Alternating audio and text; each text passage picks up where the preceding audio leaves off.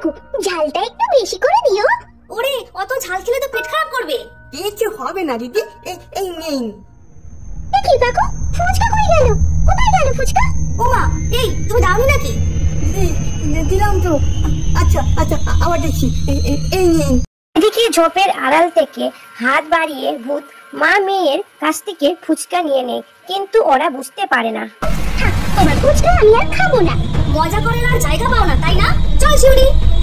যা বাবা, কি হচ্ছে কিছুই তো বুঝতে পারছি না আমি।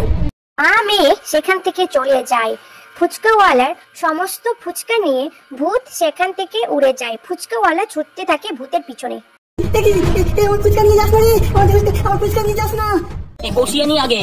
ও দিদি, তুমি হাঁড়িটা ধুয়ে নিয়ে এসো তো। আজ বিরিয়ানি হচ্ছে, আমি দুটো বড় আলু খাবো দিদি। হ্যাঁ হ্যাঁ, তুই শুধু আলুই খাস, আমি নয় মাংস খাবো। বলি কত এই বয়সে কি এতক্ষণ না খেয়ে থাকা যায়? তা কাঁচাই খেয়ে নিতে পারো তো। চুপ কর তোরা, মস্করা করছে নাকি? এমন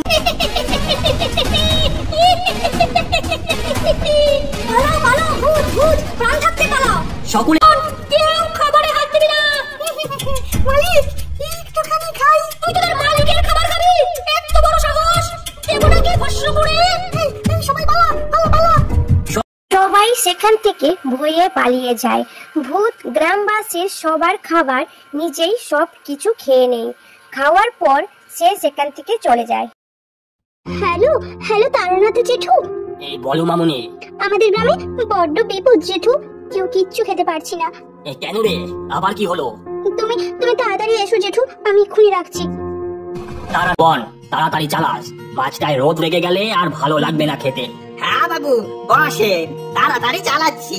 জঙ্গলের পথটা ধরিস, বুঝলি? রিক্সা দৌড়াচ্ছি, এইটাই তো ফাঁদ ছিল রে কালু।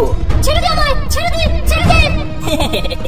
আমি তো আগেই বুঝেছি বাবা, এই তুই হবি। এখন যা, ছেড়ে দিলাম তোকে।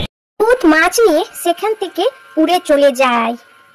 একটা যজ্ঞ করতে হবে যে এই গ্রামে কালিয়াপুরের ওরফে পেটু ভোজের ছায়া পড়েছে, তাই কি করতে হইব আমাদের? যজ্ঞের আয়োজন। কালিয়াপুরে চলে আয় ফটাফট। ছেড়ে দে তান্ত্রিক, ছেড়ে দে বলছি। ভালো হবে না কিন্তু। আমার ভালো তোকে দেখতে হবে না রে কালু। তুই সবার খাবার খাচ্ছিস কেন সেটা আগে বল, না হলে কি? হ্যাঁ, এই বোতলে ভরে রেখে দেবো, না খেয়ে থাকবি চিরকাল।